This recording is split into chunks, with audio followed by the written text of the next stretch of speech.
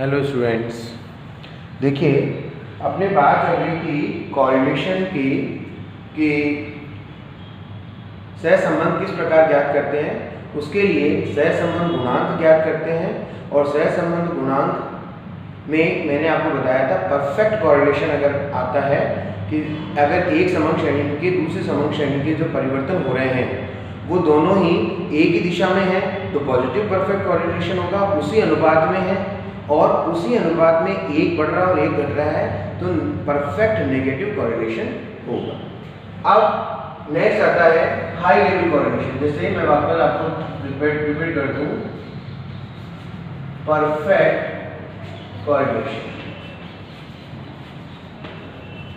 अगर सहसंबंध गुणांक का आंसर 1 होता है, चाहे वो माइनस में हो चाहे प्लस में हो, it means there is the perfect correlation between two given information। और फिर आता है हाई कोरिलेशन। हाई कोरिलेशन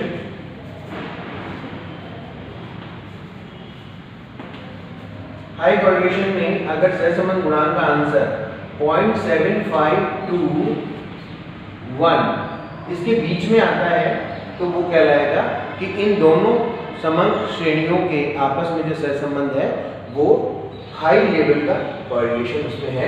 अच्छा, वो भी माइनस या प्लस में आ सकता है। माइनस में आएगा तो नेगेटिव कोरिलेशन और प्लस में आएगा तो हाई लेवल का पॉजिटिव कोरिलेशन। फिर मॉडरेट कोरिलेशन अगर आपका सहसंबंध गुणांक का आंसर 0.25 to 0.75 अगर आता है, चाहे वो माइनस में आओ और चाहे प्लस में आओ, it means there is the correlation between two given information. वो है मॉडरेट मिडिल लेवल का मध्यम स्तर का सहसंबंध। और फिर आता है लो लेवल लो कोरिलेशन। लो कोरिलेशन अगर आंसर आपका 0 to 0.25 के बीच में आता है वो होगा लो कोरिलेशन, चाहे वो माइनस में हो और चाहे प्लस में हो। तो ये है। और लेक ऑफ कोरिलेशन या एब्सेंस ऑफ कोरिलेशन बोलते हैं उसको, लेक ऑफ कोरिलेशन।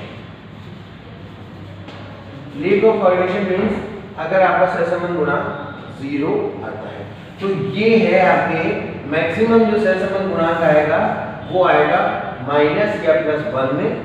और जिस तरह अपना सहसंबंध गुणांक आता है हम उसको उन दोनों श्रेणियों के बीच में कितना सहसंबंध है उस तरह हम उसको शो कर सकते हैं कि वो हाई लेवल का है कि मॉडरेट है कि लो लेवल का है कि लेक ऑफ कोरिलेशन है। जहां 0 आएगा वो लेक ऑफ कोरिलेशन। अब बात आती है अपने कि how we can calculate the coefficient of correlation between two given informations, two series, how we can calculate। सबसे पहले बात आती है कार्ल पियर्सन के द्वारा दिया गया सहसंबंध गुणांक की गणना करेंगे। Coefficient of correlation by Karl Pearson.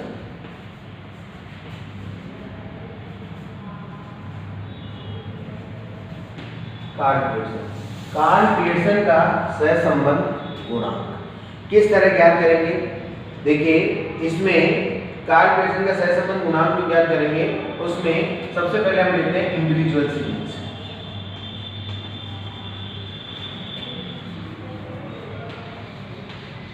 Individual series आप जानते ही हैं, only values are given in any information that we can say this is the individual series. तो इंडिविजुअल सीरीज में केवल मूल्य दिए हुए होते हैं और मान लीजिए दो श्रेणियां होंगी, एक x और एक y। x और y इन दोनों के बीच में सहसंबंध ज्ञात करना है। दोनों इंडिविजुअल सीरीज होंगी। यहाँ पर x का वैल्यू लिखा हुआ होगा और यहाँ पर y का वैल्यू लिखा हुआ होगा। तो x और y मान लीजिए ये दो श्रेणियां हैं, इनके बीच में आपको सहसंबंध ज्ञात करना है। तो सबसे पहले हम इंडिविजुअल सीरीज की ही बात कर रहे हैं। और इंडिविजुअल सीरीज में वही आपको पता है कि हर चीज के लिए there are two methods to calculate the any reason, direct method और शॉर्टकट मेथड। तो सबसे पहले हम लिखते हैं इसमें इंटीजर सीरीज में a बाय डायरेक्ट मेथड।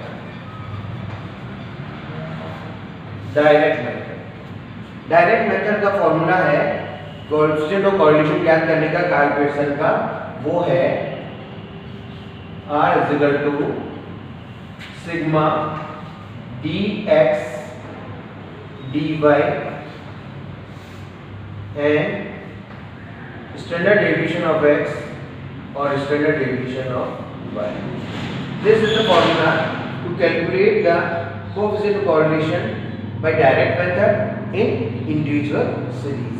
तो इसमें देखिए आप कि ये dx और dy standard deviation of x, standard deviation of y and ये क्या है आपको मालूम है। dx का मीनिंग होगा इसमें, dx का मीनिंग होगा x माइनस x बार। पहले जो दोनों सीरीज दी हुई है, जैसे ये x है और ये y है, इसका x बार निकालेंगे, इस सीरीज का भी समांतर माध्य निकालेंगे, उसको हम नाम दे देंगे y बार। इसका निकलेगा x बार और इसका निकलेगा y बार। ये हम सबसे पहले कैलकुलेट करेंगे, क्यों?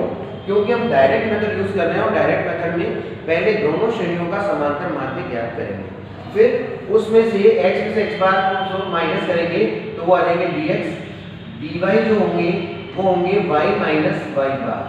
ये दूसरी सीरीज जो है इसके वैल्यूज में से y बार को माइनस करेंगे, dy आ जाएगा।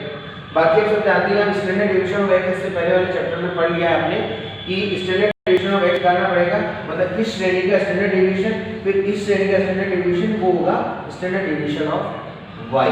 और n नंबर ऑफ आइटम्स आप जानते हैं, नंबर ऑफ आइटम्स या नंबर ऑफ ऑब्जर्वेशन भी कह सकते हैं, नंबर ऑफ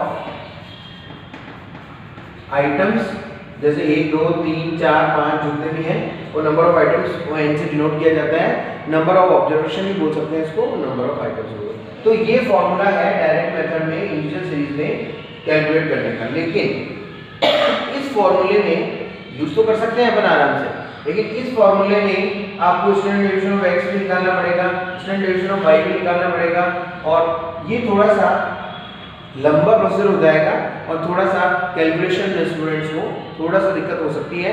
तो इसका एक सरलीकरण भी है, इसको एक शॉर्ट में एक फॉर्मूला बनाया हुआ है, आप वो यूज कर सकते हैं, वो मैं बताता हूँ आपको। देखिए ये है सिग्मा dx dy, ये जो पॉइंट लगाते हैं ये आपको मालूम ही है कि स्टैटिस्टिकल लैंग्वेज में गुणांक का साइन है, गुणांक।